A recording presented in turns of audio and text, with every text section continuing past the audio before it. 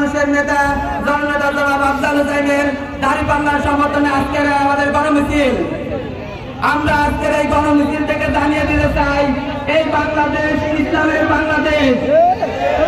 আমরা জানিয়ে দিতে চাই, আগামী বাংলাদেশ হবে ইসলামের বাংলাদেশ। এই বাংলাদেশ ইসলামের বিজয় সুনিশ্চিত হবে ইনশাআল্লাহ।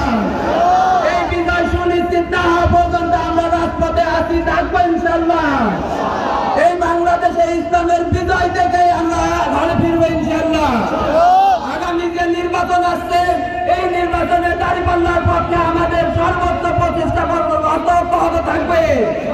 আপনাদের সকলকে এই কার্যক্রমে অংশগ্রহণ করার আহ্বান জানিয়ে দাঁড়িপাল্লার বিজয় সুনিশ্চিত করে এই ময়দানে সমস্ত কাজের যোগ দেওয়ার আহ্বান জানিয়ে আমার কথা এখানে শেষ করছি। আসসালামু আলাইকুম ওয়া রাহমাতুল্লাহ।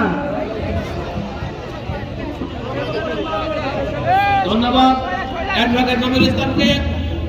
সংগ্রামী তৌহিদি জনতা, এই পর্যায়ে আপনাদের সামনে সংক্ষিপ্ত বক্তব্য নিয়ে আসছেন